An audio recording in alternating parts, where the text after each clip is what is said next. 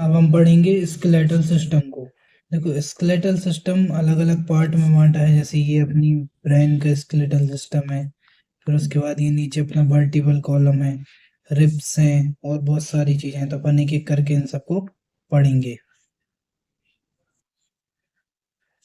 इसमें first line है, skeletal system consist of framework of bone and few cartilages. इसका मतलब है जो अपना स्केलेटल सिस्टम है वो किसका बना हुआ है, बोन्स का और कार्टिलेज का। This system has a significant role in movement shown by the body. देखो अपनी जो बॉडी का जो भी मूवमेंट होती है उसमें एक इम्पोर्टेंट रोल होता है किसका, स्केलेटल सिस्टम का। जैसे अपन बिना हाथ पैर के अपना मूवमेंट हो ही नहीं सकता। Imagine chewing food without jaw bones, मतलब देखो जैसे अपन को भोजन को चबाना है तो विदाउट जॉ बोन्स के अपन भोजन को नहीं चबा सकते। And walking around without the limb bones, अपने पैरों के बिना अपन चल नहीं सकते। Bone and cartilage are specialised connective tissue. देखो बोन और कार्टिलेज को क्या बोला है, बोन मतलब अपनी जो हड्डी, कार्टिलेज जो इनको अपन उपास्थि कहते हैं हिंदी में। ये किसकी बनी होती है, एक टाइप के कनेक्टिव टिश्यू होते हैं। The former has very hard matrix due to calcium salt. अब जो बोन होती है ना, बोन में क्या होता है, हार्ड मैट्रिक्स होता है, किसके कारण, कैल्शियम सॉल्ट के कारण। जबकि जो कार्टिलेज होती है and the latter has slightly pliable, मतलब थोड़ी सी नरम लचीली मैट्रिक्स होती है, किसके कारण, कॉन्ड्रोइटिन सॉल्ट के कारण। तो एक ये अपनी बोन और कार्टिलेज में एक ये बेसिक अंतर है कि दोनों की जो मैट्रिक्स है उसमें अलग अलग टाइप का सॉल्ट पाया जाता है। इसलिए जो अपनी बोन है कैल्शियम के कारण कठोर होती है और जो कार्टिलेज होता है वो कॉन्ड्रोइटिन के कारण थोड़ा सा नरम या फिर प्लायबल होता है।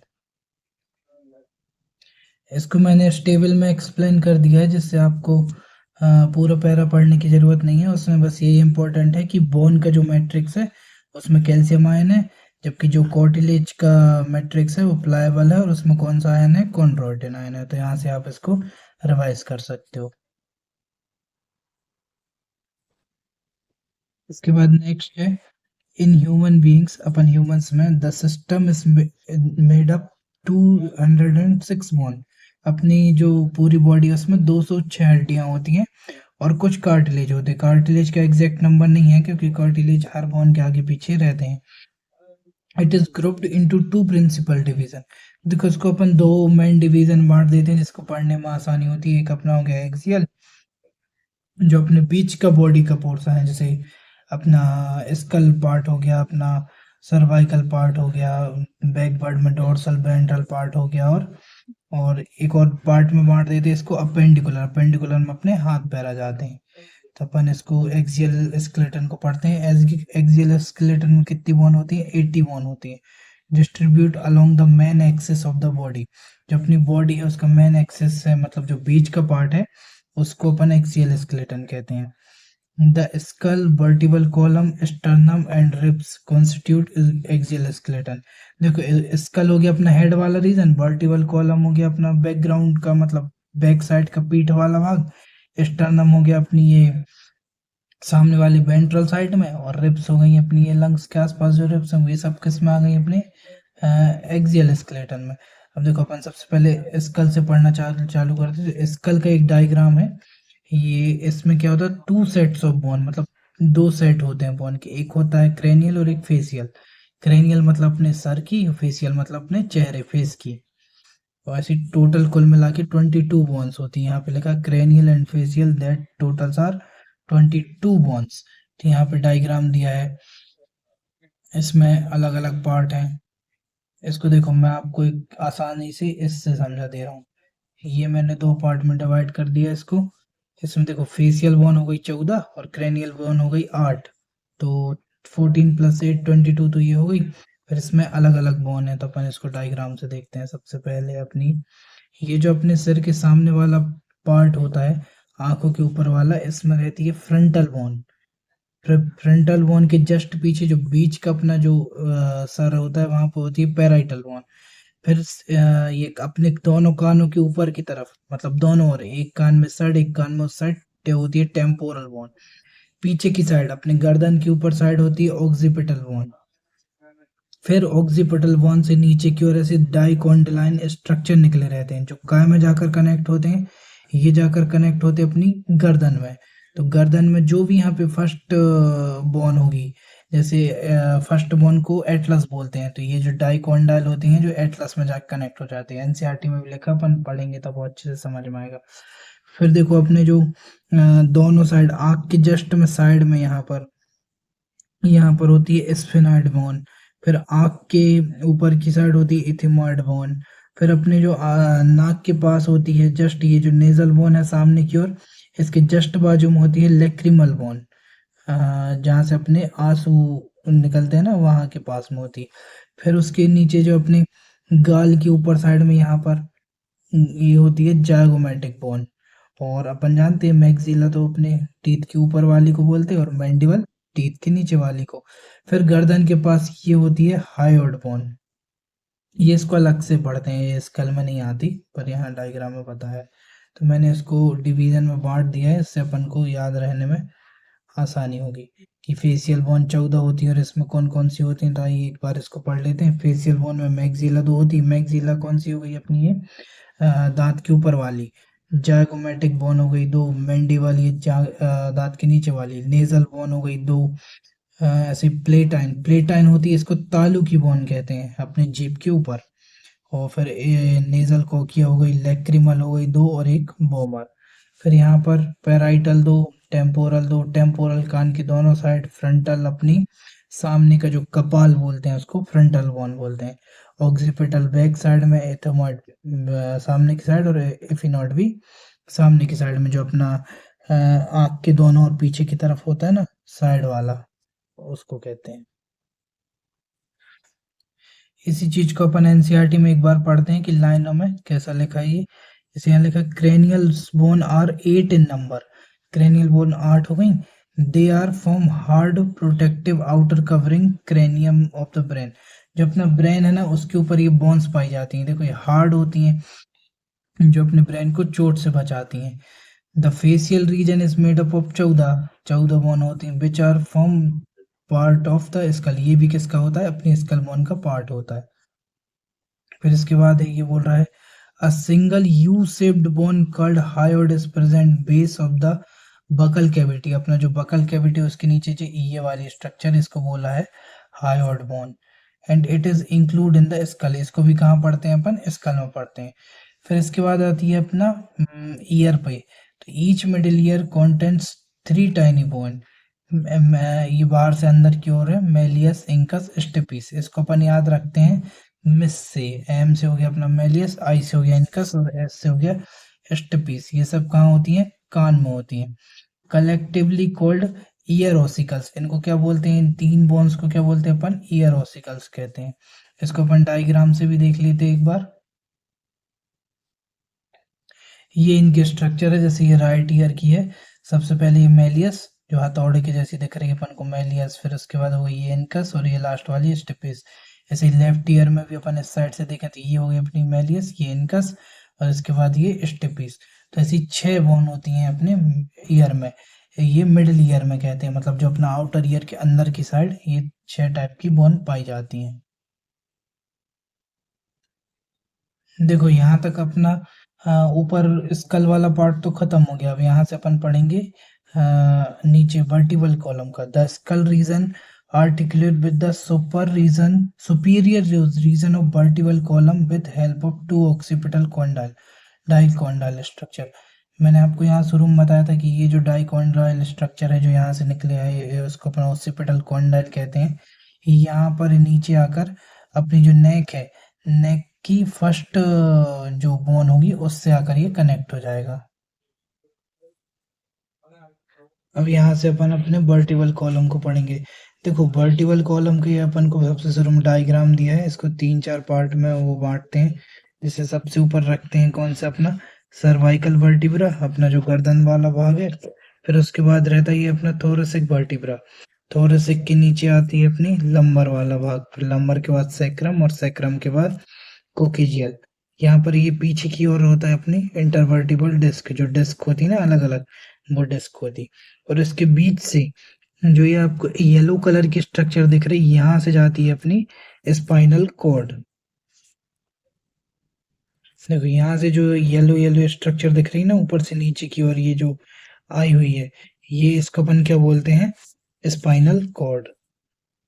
आप इसकी एनसीईआरटी पढ़ के देखते। यहाँ से अवर वर्टिबल कॉलम, यहाँ से है ये our vertebral column is found by 26 serially arrange. देखो 26 टाइप की बोन होती है जो सीरियली, अभी अपन ने पढ़ के आया, सर्वाइकल अपनी, फिर थोरसिक, फिर लंबर, सैक्रम, कॉक्सिक्स, ऐसे सीरियल से अरेंज होती unit called vertebral. And is dorsally placed, dorsally का मतलब अपनी बॉडी के बैक साइड में। It extend from the base of the skull, ये बेस स्कल के बेस से निकलती, and constitute the main framework of trunk, जो अपना ट्रंक वाला पार्ट है, बैकग्राउंड वाला पार्ट है, उसका पूरा कॉन्स्टिट्यूंट मतलब नीचे तक होती है।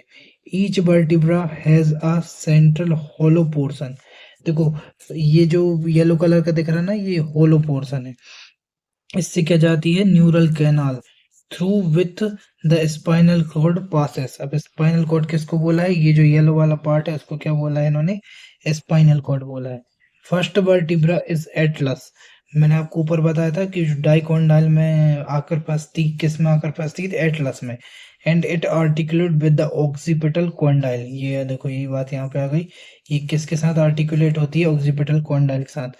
The vertebral column is differentiate into cervical 7। देखो जो गर्दन की बोन है वो कितनी हुई? 7। 12 हुई थोरेसिक की, 5 सैक्रल, और सैक्रल 1, लंबर 5, और कॉकेजियल 1। लाइन टू लाइन इसमें दी है, तो अपन ने इसकी स्टडी कर चुके हैं। इसके बाद है, ये रही region starting from the skull. ये देखो स्कल की जस्ट नीचे से ये स्टार्ट हो जाती है। The number of cervical vertebra are 7 in almost all animals including human being.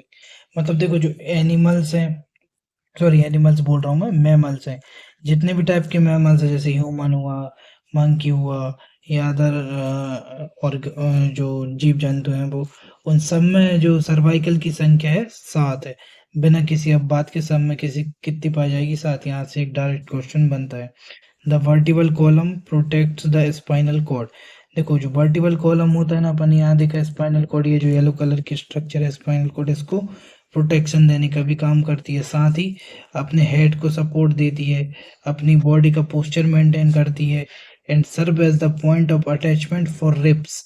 अब अपन इसके नीचे रिब्स पढ़ेंगे ना, रिब्स भी इसी से, ये जो वर्टिबल कॉलम है इसी से आकर जुड़ती है।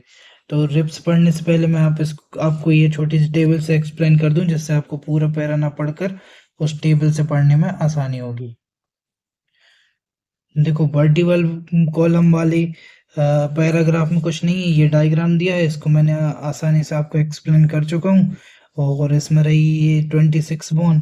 तो 26 बोन किस टाइप से हैं कि सर्वाइकल 7, थोरैसिक 12, लंबर 5, सैक्रम 1, और कोकेजियल 6। तो आपको रिवीजन करने में यहाँ से आसानी होगी। अब अपन इसके आगे के पार्ट की स्टडी कर लेते हैं। इसमें बोला है serves as a point of attachment for the ribs and muscular relate of the back. देखो बैक साइड में रिब्स आकर जुड़ती हैं किससे? वर्टिबल कॉलम से। और फ्रंट साइड में आकर जुड़ती है स्टर्नम से। Sternum is a flat bone of ventral middle line of thorax. जो अपना थोरेक्स पार्ट है सामने का, उसकी मिडिल लाइन में एक फ्लैट बोन होती है, उसको क्या बोलते हैं अपन? स्टर्नम। इसको अपन पहले डायग्राम से देख लेते हैं, तो अपन को आसानी से पूरा पैरा इजीली समझ में आ जाएगा। इसका डायग्राम बहुत अच्छा दिया है यहाँ पर एनसीईआरटी ने। देखो ये जो बीच का पार्ट है ये क्या है? स्टर्नम है। स्टर्नम एकदम एक फ्लैट बोन की तरह दिख रहा है, इसकी मार्किंग ऐसी है। ये रही अपनी स्टर्नम। अब देखो सामने की साइड में स्टर्नम से आकर जुड़ी है कौन? रिब्स। ये 12 रिब्स हैं ये साम, और पीछे की साइड ये जाकर किससे जुड़ी हैं? ये अपने वर्टिबल कॉलम से जाकर जुड़ी हैं। तो ये दोनों साइड आकर जुड़ती हैं। अब देखो यहाँ से यहाँ तक जो 7 रिब्स हैं, इनको ट्रू रिब्स कहते हैं। ट्रू रिब्स इसलिए कहते हैं क्योंकि ये सामने की ओर आकर डायरेक्टली जैसे ये 7वीं रिब्स की बात करें तो ये डायरेक्टली किससे कनेक्टेड है, स्टर्नम से। ऐसे ये 6, 5, 4, 3, 2, 1 ये सब डायरेक्टली स्टर्नम से कनेक्ट है। जबकि ये जो अपनी 8वीं, 9वीं और 10वीं ये 3 रिब्स हैं, ये इनको फॉल्स रिब्स कहते हैं, क्योंकि ये आकर 7वीं रिब्स से कनेक्टेड है और 7वीं रिब्स से कनेक्ट होने के बाद फिर स्टर्नम से कनेक्ट है। और 11 और 12 नंबर को फ्लोटिंग रिब्स कहते हैं, क्योंकि ये सामने की ओर आकर स्टर्नम से कनेक्ट नहीं रहती, ऐसे फ्रीली झूलती रहती हैं। दोनों साइड से अपन देख सकते हैं 11 नंबर और 12 नंबर की फ्रीली झूल रही हैं। और यहाँ पर ये खाली पार्ट पड़ा हुआ है किसका, वर्टिकल कॉलम का। इसको अपन अब डायग्राम से वो पैराग्राफ से पढ़ेंगे तो अपन को इजीली सब कुछ समझ में जाएगा। यहाँ पर बोला गया है there are 12 pair of ribs, कितनी जोड़ी होती है, 12 जोड़ी। Each ribs is a thin flat bone connected dorsally to the ventral column. देखो डोर्सली मतलब पीछे की साइड, और वेंट्रिकल मतलब सामने की साइड। तो डोर्सल साइड में किससे कनेक्ट रहती है, वर्टिकल कॉलम से, और फ्रंटल साइड में अपने स्टर्नम से। It has two articulate surface on its dorsal side and is hence called bicephalic. अब बाइसेफेलिक का मतलब होता है दो साइड से कनेक्ट होना। तो जो पीछे की साइड अपना वर्टिकल कॉलम है वहां पर रिब्स जाती हैं, वो दो प्रकार से कनेक्ट होती हैं। इसको मैं डायग्राम से दिखा रहा हूँ। देखो ये एनसीईआरटी ने डायग्राम दिया तो वेंट्रल साइड से, यहाँ स्टर्नम का सब फीलिंग आती। मैं एक और डायग्राम दिखा रहा हूँ आपको जो डोर्सल साइड से है। ये डोर्सल साइड का व्यू है। इसमें रिब्स पीछे की ओर आकर इससे कनेक्टेड हैं अपने वर्टिकल कॉलम से। ये बीच वाला पार्ट हो गया अपना वर्टिकल कॉलम, और इससे आकर इस तरीके से हर रिब्स कनेक्टेड है। पीछे 12 की 12 पीछे की ओर कनेक्ट रहती है, सामने की ओर 7 डायरेक्टली, 3 इनडायरेक्टली और 2 फ्लोटिंग करती हैं। तो ये जो यहाँ पर कनेक्टिंग पॉइंट है, इस साइड भी है और इस साइड भी है, मतलब दोनों साइड से आकर कनेक्ट होती हैं। इसलिए अपन इस पॉइंट को क्या बोलते हैं, बाइसेफेलिक बोलते हैं, कि दो साइड से आकर कनेक्ट होना।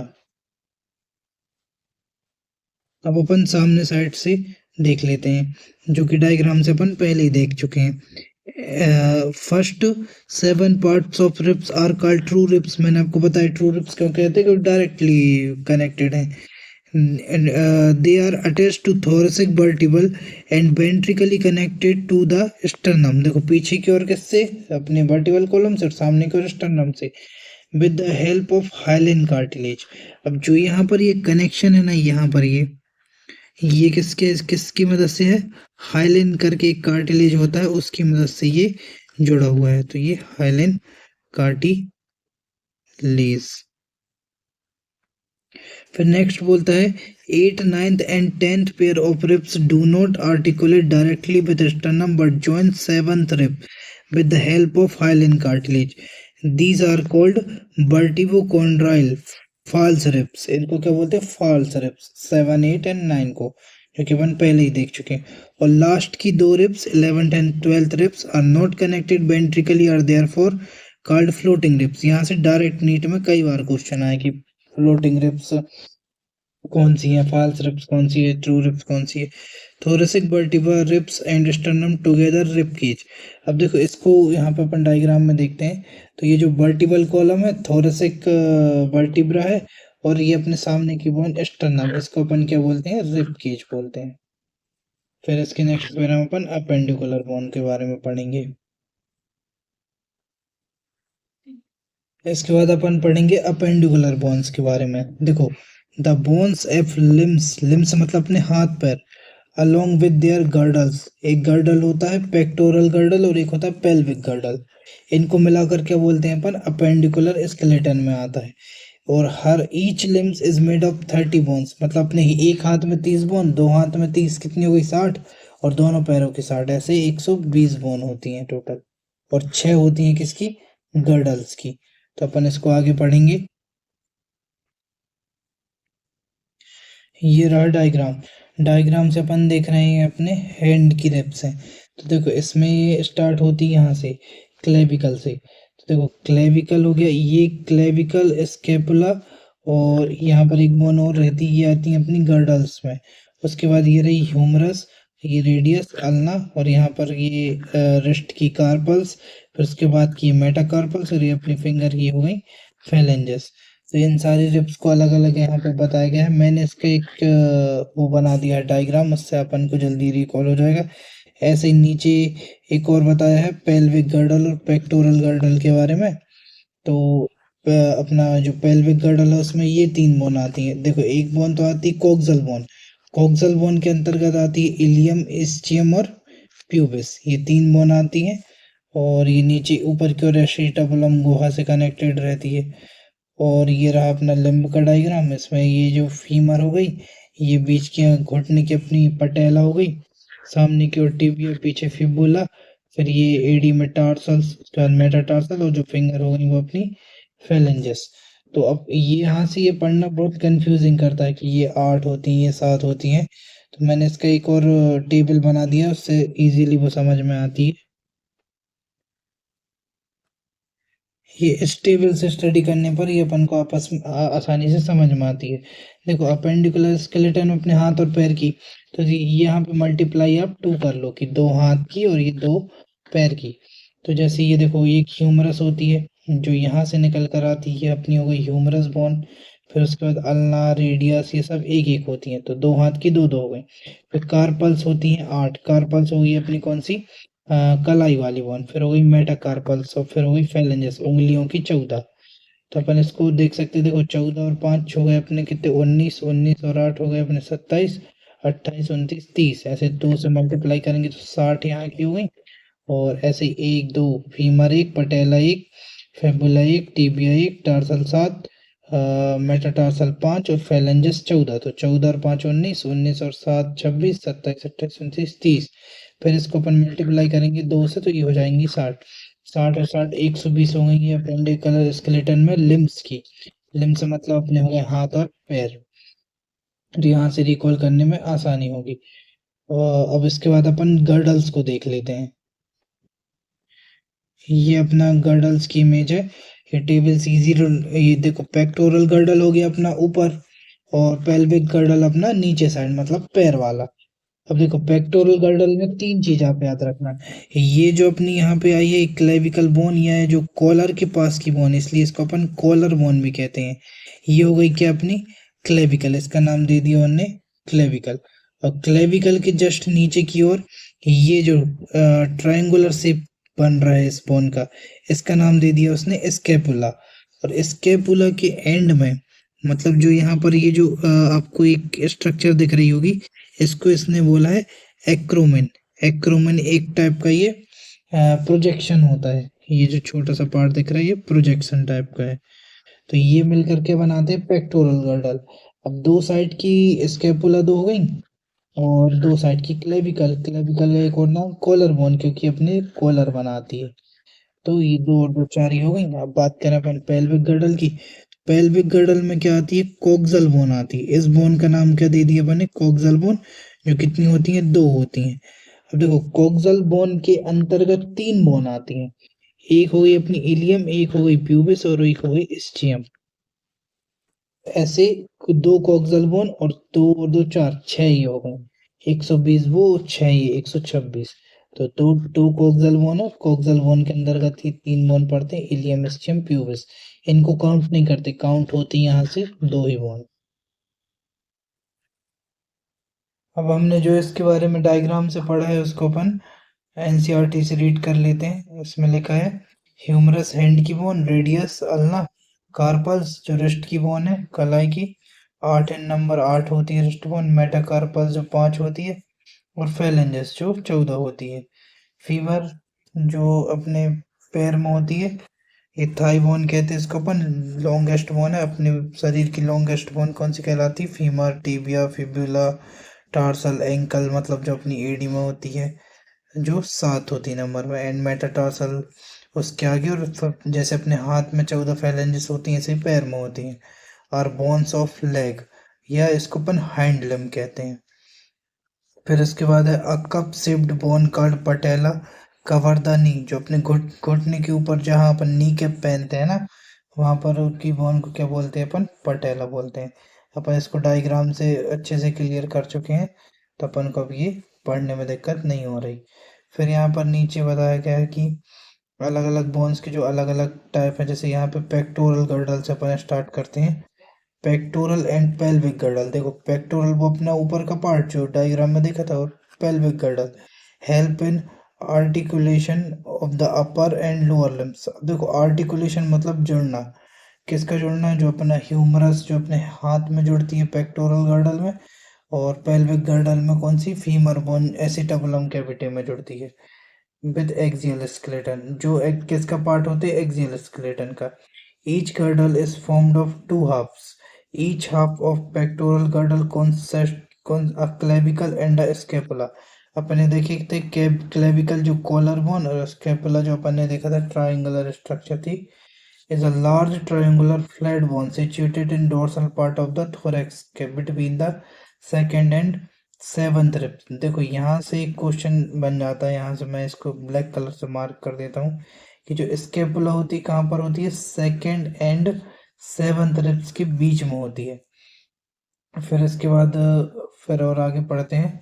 The dorsal flat triangular cavity of scapula has a slightly elevated ridge and spine which is project through a flat.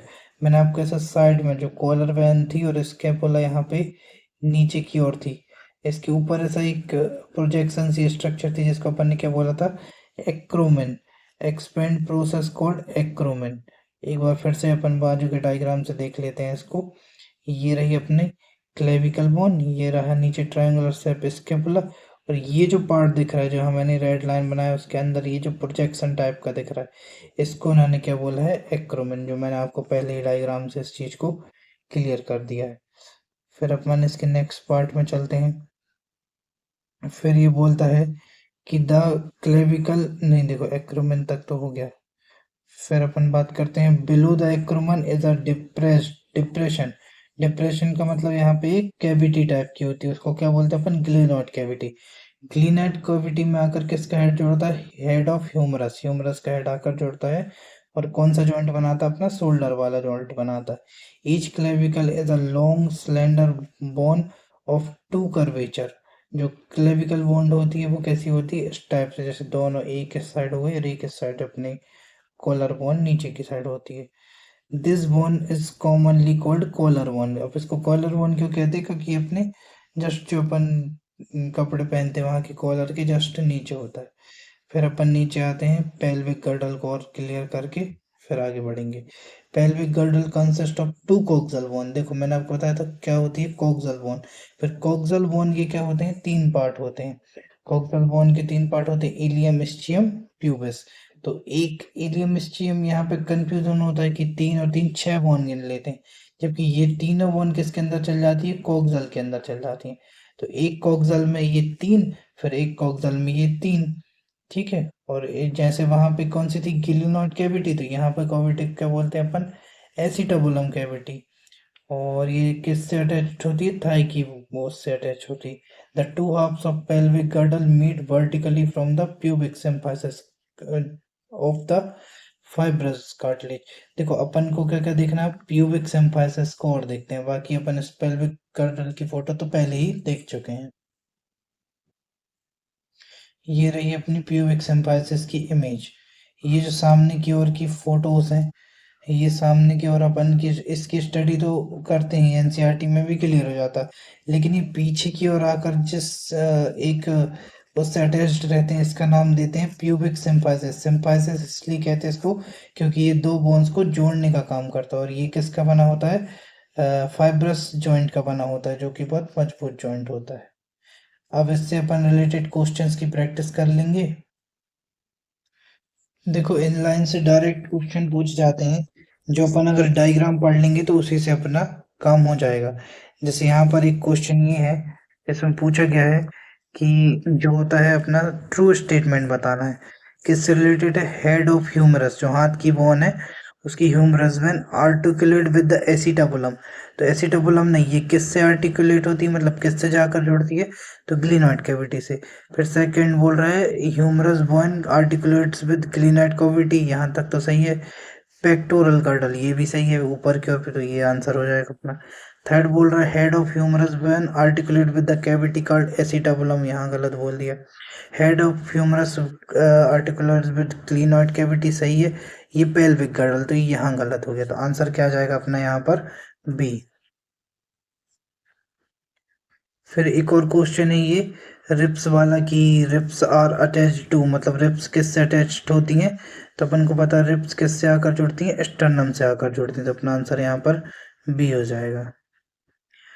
फिर ऐसे ही एक क्वेश्चन ये है, इसमें पूछ रहा है कि intervertebral disc is found in vertebral column of. तो अपन को पता है इंटरवर्टिबल डिस्क जो है, जो अपनी ह्यूमंस में या मैमल्स में पीछे की तरफ ये जो अलग अलग डिस्क है, इनको इंटरवर्टिबल डिस्क कहते हैं। इसका आंसर आ जाएगा अपना सी। फिर इसके बाद जो अपनी वर्टिकल कॉलम है उसका सीक्वेंस पूछ रहा है। ऊपर देखो यहाँ पे बोल रहा है करेक्ट सीक्वेंस ऑर्डर ऊपर से नीचे की ओर। तो देखो सबसे पहले अपना था सर्वाइकल, ये नंबर कहाँ गया, सर्वाइकल, फिर थोरेसिक, थोरेसिक के बाद डायरेक्ट सैक्रल दे दिया है। सैक्रल नहीं आता यहाँ पर। सर्वाइकल के बाद सैक्रल, ये भी गलत। देखो सर्वाइकल, थोरेसिक ठीक है, चेस्ट वाला थोरेसिक, लंबर ठीक है, पीठ जो अपना पीठ वाला रीजन है, सैक्रल सही है, कोकेजियल सही है। तो इसका आंसर हो जाएगा अपना डी। इसके बाद अपन AIPMT के क्वेश्चंस की प्रैक्टिस करते हैं। 1994 में पूछा गया था कि which is the part of pectoral girdle, pectoral girdle का पार्ट कौन सा है। तो पेक्टोरल गर्डल अपन जानते हैं हैंड में होता है। हैंड में क्या होती है अपनी ग्लिनॉइड कैविटी, तो ये हो गया सही। स्टर्नम तो कहाँ होता है अपने चेस्ट में, और एसिटाबुलम कहाँ होता है अपने पैर में, और इलियम भी कहाँ होता है पैर में। तो आंसर हो जाएगा अपना ए। इसके बाद नेक्स्ट क्वेश्चन है AIPMT 1990 का। इसमें पूछ रहा है डेल्टोइड रिज। ये देखो एनसीईआरटी में डायरेक्ट ऐसा दिए तो नहीं है क्योंकि, और क्वेश्चन भी बहुत पुराना है, पर याद रखना डेल्टोइड एक ऐसे डेल्टा टाइप की रिज बन जाती है। तो कहाँ पर बनती है, जब अपनी जो ह्यूमरस बॉन है वो जाकर ग्लिनॉइड कैविटी में कनेक्ट होती है, तब वहां पर इस टाइप की एक डेल्टोइड रिज बनती है। तो इसका आंसर होगा ह्यूमरस। फिर एक और क्वेश्चन है AIPMT 1990 का है। इसमें पूछ रहा है नंबर ऑफ सर्वाइकल वर्टिब्रेट। तो देखो ये एनसीईआरटी में एक डायरेक्ट लाइन है कि कोई भी वो अपना एनिमल्स मैमल्स, उसमें क्या होता है कि जो सर्वाइकल वर्टिब्रा होते हैं वो नंबर ऑफ 7 होते हैं, जो हर एक में सेम होती हैं। तो देखो एक ऑप्शन बोल रहा है मोर than a rabbit, less than a rabbit. तो मोर लेस की तो यहाँ बात ही नहीं होगी, more than a horse, same as that of बेल।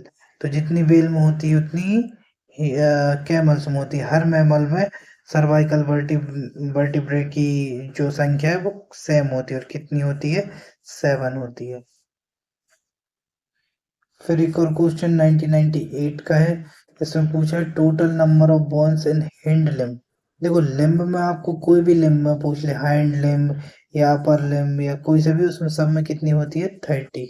तो आंसर क्या चला जाएगा अपना बी।